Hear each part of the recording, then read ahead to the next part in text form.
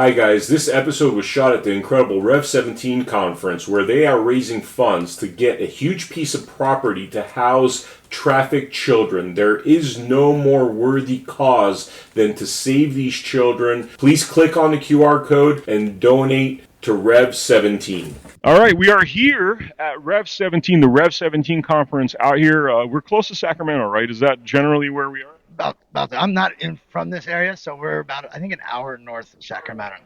I'm not from this area either. I just drove in and, amazing conference about child trafficking. And I have this gentleman here. If you could introduce yourself and tell me what you do. My name is Adam Vena. I am fighting for my 7-year-old son's gender identity. They're trying to transition my son from a boy to a girl, and it started at 2 years old with Aiden. Dude, okay. So Jeff Younger is a friend of mine. You know Jeff Younger, right? On the phone with him a couple days. I was just on the phone with him a couple days ago. Excellent. He's an absolute warrior for his kids. And I feel bad for Jeff. Harrison Tinsley's another one. Harrison Tinsley ended up getting his son back. He was one of the few that actually won. But Jeff Younger, the ex-wife decides to transition child 2 years old. Texas says no. She traffics the child to California. California is a sanctuary state. Now the child's 12 years old. He's changed the child's name to a female name, and the child's about to be castrated. I think Donald Trump actually put a stay on that, or he stopped it at one point. But this is the kind of situation that fathers and some mothers, but it's primarily fathers. I mean, to break it down, it's probably like 90% fathers and 10% mothers this happened. It does happen to mothers. But these are like horror stories where the government decides what they're going to do with your child. Complete tyranny. This is like British law invading our freedom. That's where this family law stuff comes from. I'm going to give the mic to you. Tell me your whole story. Yeah. And I just want to tell you that your followers, there's a lot of bad bills that are going on here in California. We've got SB 107, which made California transgender sanctuary state. We got AB 1955, where schools can now keep secrets from parents. We've got AB 665.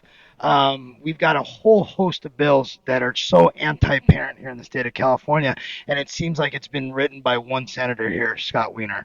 It seems like he's the author or the... Sorry, Scott Wiener is the LGBTQ plus pervert guy, right? Yes, he is. Yes, he is. No, I'm glad you're clarifying on that. Yes, Scott Wiener is I'll put it mildly, a very interesting person. He's absolutely obsessed with children and separating traditional families and their values. My story is basically I have a son. He's now getting ready to turn 7 here in a few days. I first received a photo from my son's mother of my son in a pink dress when he was 2 years old. I spoke out against it, and I had thought it had stopped.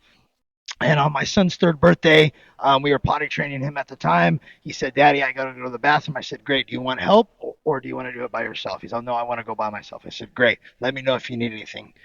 So he comes out. He goes, "I need help washing my hands." We washed his hands, and as we're leaving the restroom, he looks at me and says, "Mommy bought me a pink dress."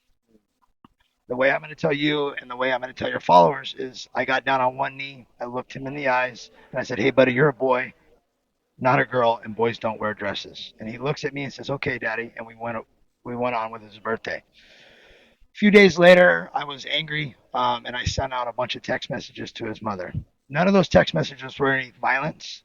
No text messages, "I'm going to come over there and kidnap him." It was, "He's a boy, not a girl," and there was bad words in those text messages. But they were able to get a temporary restraining order taken out on me, which kept me from my son. And the judge ordered 2 FaceTime conversations with him. I had to sit there and look at my son, talk about his dresses. He had nail polish on. He had a treasure box full of girl things. He had earrings. And me being a father, I was not allowed to say anything, because if I said something, it'd be a violation of the restraining order or the temporary restraining order. So I couldn't say anything. The judge also ordered a gender assessment to be done on my son at 4 years old. I requested to sit in on that gender assessment, and they denied me that. They denied me the therapist that I had hired. to ask questions. They denied me that, and they denied me a phone call. In the last 4 going on 5 years, I have not once spoke to Children's Hospital of Los Angeles. Not once has Children's Hospital of Los Angeles called the father to ask what I think is going on with my son. So my case has been very, very one-sided. I have never hit my son's mother. I've never hit my son's mother.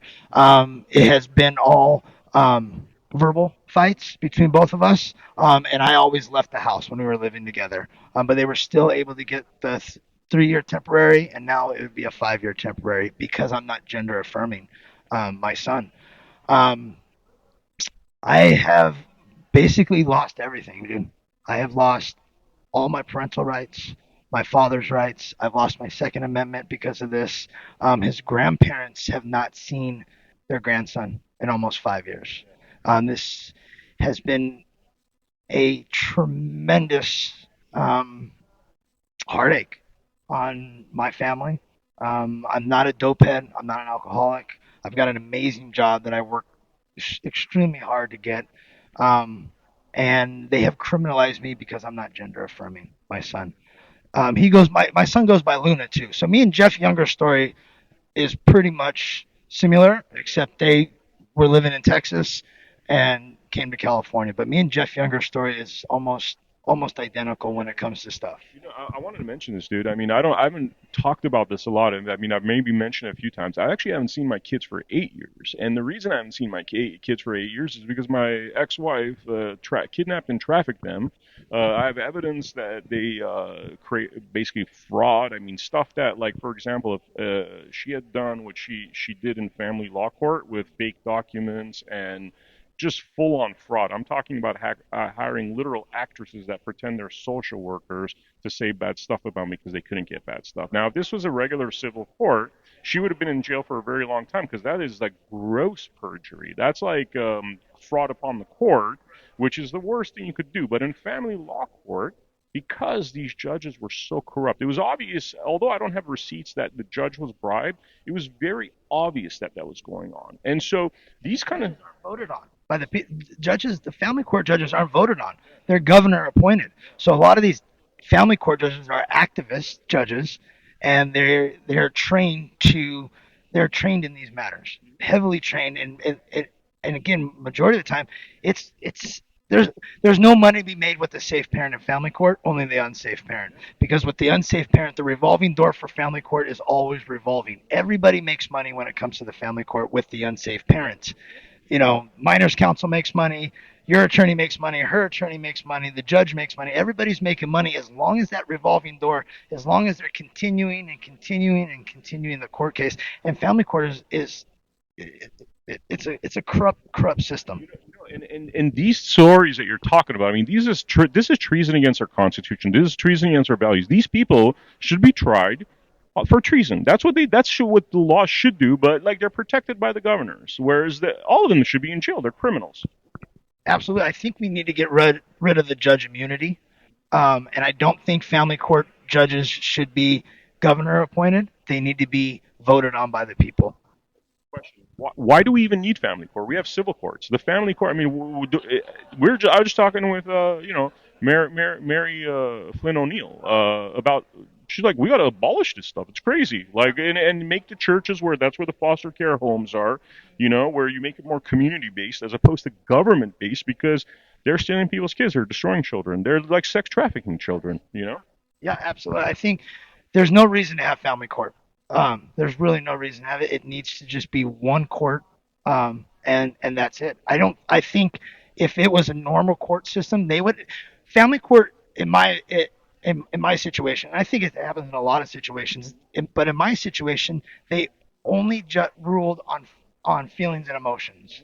They don't rule on facts and evidence because and if you walk in there it's like, oh, I decided I'm gay, and you're all an emotional feminine men, that will probably get you further in family court. But if you're like a stoic like dude that's like an alpha, they want to destroy you basically. oh yeah, I heavily spoke out against this. I knew from the first. I tried so hard not to go to family court. I've never been to family court. I've just gone off of rumors of of what fathers or other people have told me about family court. I worked so hard to stay out of family court. I did everything I possibly could to stay out of the family court system because I knew as soon as we stepped foot in there, I was going to get screwed. And that sure enough was what happened. They never, I had, I, I've never done anything bad in my life, and they still treated me as a criminal. You're a man. You're a man, so you're a criminal. I mean, that's literally what family court is. You're a man, you're a criminal, guilty before proven innocent, and good luck proving yourself innocent when there's feelings and emotions and all this nasty stuff being said about you. Damn the evidence. They don't care there's evidence. And we see the sort of thing where Russell Brand, UK is now bringing him to court for some rape that happened 21 years ago. You keep hearing these stories. The rape is from 21 years ago, 30 years ago. And really, I mean, if you look at Russell Brand, he's been talking a lot of freedom stuff that the UK government doesn't like, and seems more like political persecution than anything else. A lot of these guys that they keep dragging him through court, I mean, I'm not a big fan of Tate Brothers, but they keep dragging him through court, nothing sticks, and they keep dragging him to court again. And it's like because it seems like more because they're doing this talk, like, and they're doing it on a big megaphone level, and those guys they want to shut down. So it's like I'm sure they're doing everything possible to. They want to get rid of the masculine men. They want to get rid of the masculine men. They want to get rid of our traditional family values. Our country was based on traditional family values, and they're tearing that apart. They're tearing apart the traditional family values. They're getting rid of the dinner table. They're separating the children, and California's just making it so difficult for families to be families. When you're having to work 3 or 4 jobs, you've got no time to spend with your kids. You don't know what's going on with your kids, and to me, it seems like it's all pretty much by design to tear down that traditional family values. You know, Crazy, man. It's where are we now with the whole what's happening with your son? Like, do you have any hope that this is gonna? I mean, I shake my head with my kids because my kids are in England, by the way, right now. Because my ex took them over there, and it's kind of like people ask me, I'm like, how do I even deal with this? Like, you need massive government intervention to fix these kind of issues. yeah. Um, so I got Aiden's birthday on the 25th. I had Father's Day. It's been a rough month. Well, it's been a real rough 4 years. But anytime it comes around holidays or Father's Day or his birthday, it takes a toll on me. And I'm trying to grasp that I won't see Aiden until he's 18, and that's where I'm at now. I've done everything in my power to try to protect him and save him, and it's gotten me nowhere. So, what happened with Jeff? Didn't President Trump do some kind of stay on Jeff situation? So I don't know. President Trump, he signed an executive order to ban all federal funding to the children's hospitals. So that went into effect, and then the ACLU came in and paused it, so it continued down the road. But just recently, and I don't know where Jeff stands with medical insurance and that kind of stuff. Just recently, Children's Hospital of Los Angeles has banned gender affirming care, but that's only for people that can't afford it. So Medi-Cal, Medicaid, and anything federal funding. But in my situation, I'm still dealing with private insurance. So my son is on my private insurance, which is, from what I understand, the gender affirming care will still continue because I'm on private insurance. But if I cut Aiden off of my insurance because it's court ordered, I could face jail time because I cut him off of my health insurance. In California, they would throw you in jail. From my understanding, because it's court ordered. So I would be in violation of a court order if I cut Aiden off of my health insurance. But not only can't you see your kid, now you got to still pay for him, pay for child support. Yeah, I pay $1,400 a month in child support. I mean, I think our viewers out there know, like, marriage rates have plummeted. Men don't want to get married. It's like, for most men, the idea of marriage or even having a female that they even have a semblance of trust in is a non-starter. This is where we are in this world right now, societal collapse. Yeah. And I think it's all been done by design. I really do. Birth rates are low. I think this gender affirming care is another way to lower the birth rate. You castrate and you put a bunch of kids on puberty blockers, boys or girls, or you tell them that they're born in the wrong body, they're not going to have kids. So now our birth rate's going to go down, the population's going to go down, and I think we just living in some crazy, crazy times. I never would have thought I'd be in this position, or two, that we would have to have laws put in place to tell you what a boy and what a girl is, or what is a man, what is a woman. You know, we kind of our society can't define what a woman is. We're blocking children's puberty, and it doesn't seem like there's enough people out there saying this is enough. This has got to stop. You know, The docile nature of the American public is by far, honestly, more repugnant than what these politicians are doing because they're allowing it to happen. They're allowing it to happen. You put this stuff in front of people's faces, they're more worried about their NBA and their football games and actually what is happening with their children. So, and on top of that, here's where I have a big issue, right? And I think this comes from the fact that I'm of Armenian descent. Um, you have schools telling um, kids what their sexual identity is, right? I know from my culture, this isn't a negotiation. The fact that people are like, oh, we need to debate with these people. No, no. If they're going to abuse your children like that, that's when you show up with 100 dudes to that dude's door and you beat the piss out of him. Now, I'm sorry, I'm not condoning violence, but I could tell you, when Antifa went all around the country and tried to attack these neighborhoods, right? Two neighborhoods that they went to where they got the piss beat out of them. One of them was the Armenian neighborhood of Glendale. The other one was, I think, the Muslim neighborhoods of Wisconsin or one of those states, right? And they were just like, no, dude, this is not even a conversation. Like, you want to touch my kid, I'll fucking kill you. Like, sorry about that. But that's, so like the fact that we're negotiating with these terrorists and people are okay with having debates about what is their life, liberty, pursuit of happiness, and property embedded in our Constitution. This is not a debate. No, it's not a debate. Again, I'm going back. We've fallen so far, but we're allowing boys into women's spaces. Where's the outrage in that? We're allowing boys to compete in girls' sports. Where's the outrage in that? I mean, we have fallen so far as a society. Just the United States. It's disgust again. It's disgusting to see how far we have fallen. And there's no reason for. But again, if more fathers stood up or more men stood up and said enough is enough, I think a lot more people would listen. The women have done an amazing job in the school boards speaking out against this. But I always say if the fathers or the men start showing up and start ruffling feathers, I think a lot more people are going to listen.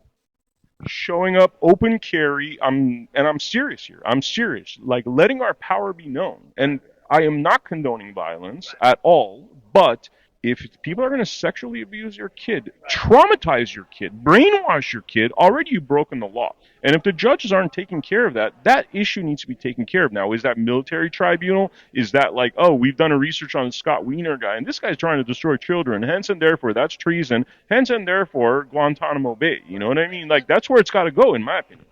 And that's the sad thing about it. We have got so much evidence against some of these politicians, and nothing is happening to them. No one's look. I got my kid taken away because I didn't want him in girls' clothes. That kind of stuff. Why are we not throwing these politicians in jail? Why hasn't anybody gone to jail? They would throw you and I in jail in a heartbeat. But they throw us in jail for doing nothing. They'll make up some kind of shit. Yeah. And so I want to start seeing people go to jail for this stuff. Whether it's for the trafficking of kids, whether it's the gender stuff, whether if you're embezzling money or if you're Nancy Pelosi and you're going in making $250,000, but you leave with $40 million, there's something wrong there. I want to start seeing people, face the squad. I mean, you're nice, bro, because you're talking about jail. I'm like military tribunals, and lawfully, by the way. Everything I'm talking about is lawfully, but not military tribunals. Held in secret, whatever it's got to be, because you're really talking about treason. If it is a terrorist that comes from another country, you have a military tribunal. That's not protected by the Constitution. And this is terrorism against our kids, in my opinion. Oh, it's 100%. And I'm leaving everything else out of it. This is 100%, treason against our children. We're blocking kids' puberty at 12 years old. Where the Lupron is $43,000. That's how much Lupron costs. What is Lupron? Lupron is a pill that they give to pedophiles in jail to chemically castrate them. So we are giving our kids medications that was made for pedophiles in jail to chemically castrate them. There's another puberty blocker, I can't remember the name, but that one's $100,000. The revolving door through children's hospitals when it comes to the gender stuff, I think Jeff said it's like $5 million a year in just gender affirming care for these kids. And then they get a lifelong patient. It's not like, oh, you get your nuts cut off and then that's it. No, you're going to be going through the hospital system for the rest of your life. These girls are going to be going through the hospital system for the rest of their life. I mean, Lupron it ruins your bone growth. It ruins your brain. It hurts it destroys your spine. And we're giving this to kids. And why we are not having more people speaking out against this is mind-boggling to me. It's like suicide on the installment plan. They're going to destroy these children. A lot of these children, you hear they grow up, there's been various stories where children that have been transitioned at a very young age then end up committing suicide before they're 40. Read too many of those. And this is what they're doing. So these people are theoretically, you're talking about manslaughter. You're talking about they know what they're doing. If you know the end of it. And by the way, it goes for the COVID jab too. Those doctors that knew it was bad and they push that stuff onto us, same thing, man. Those people, like military tribunals, you're killing people, period. I was forced to get the vaccine. My son at 4 years old had to get the vaccine. I had to sit there and watch my son cry on a FaceTime because they were going to give him the COVID shot. And I was begging the court system, begging the attorneys, please do not give my son this shot. This was before all the stuff that's come out. I knew there was something. Anyways, why would you give a perfectly healthy little boy that never gets sick a COVID vaccine? Why would you give a kid that young? He's still growing. And how convenient that woman, and I'm sorry, a lot of women are, we just had Mary Flynn O'Neill. That woman's a powerhouse, you know what I mean? But a lot of women are weaker and they allow that kind of stuff because you're standing up against it. And I've heard this story a lot, that dad's against the vaccine. Mom is going around basically believing what the mainstream media tells them, right? How's your son's health been since he got the vaccine? I don't know. I don't have any contact with my son. They don't even tell you, hey, he's like... No, I'm not allowed any medical records on him. We were supposed to get the second diagnosis from Children's Hospital. They did not give me that. Mind you, my son was never diagnosed with gender dysphoria. My son was diagnosed with gender curious. So they've gone to who knows how many doctors to either get the diagnosis that they wanted or the diagnosis never really happened, but they're still transitioning my son. All these people need to be tried, Guantanamo Bay, and really send a message out there, Seriously. I'm so sick of hearing these stories, man. It's like wholesale now. It's wholesale. It's all around the country. It's like your story, Jeff Younger's story is becoming the norm, and that's a crime. It's a crime against humanity. That's what it is. You're stealing the children's identity. That is one of the elements of genocide, and so crimes against humanity. When you saw Nuremberg, what did they do with the crimes against humanity? That's what needs to happen to these people. I'll give you the mic for you to make a closing comment. Yeah, my closing comment is going to be for the parents. It's time we bring back the dinner table. Turn off your phones. Sit down at the dinner table. When I was a kid, I used to hate it because I'd rather be out playing with my kids. Now that I'm older, a little bit wiser, I look at that and I go, what an amazing experience, because I sat down and I was able to talk to my mom, talk to my dad, talk to my brother, and vice versa. You'll learn so much from your kids when you're sitting down at the dinner table. Turn the phones off. You're going to learn what's going on in school. You're going to learn who their friends are. You're going to learn everything about it if you just spend a half an hour at the dinner table. Thank you so much, Adam. Thank you. And for the viewers out there, we're at the Rev 17 Festival. Definitely check these guys out. There's going to be links on the bottom. It's all about stopping child trafficking, stopping the CPS terrorism complex, stopping the family law industrial complex. So thank you for joining us, and I will see you on the next episode.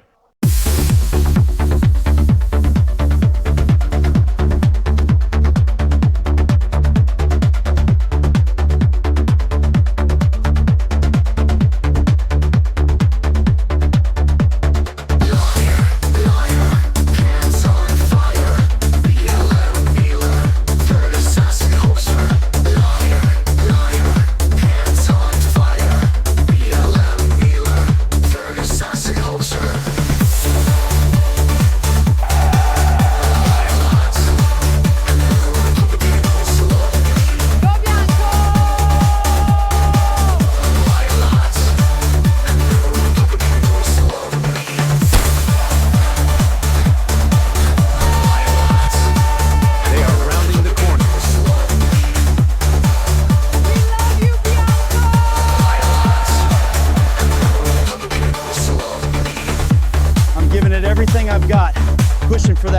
place.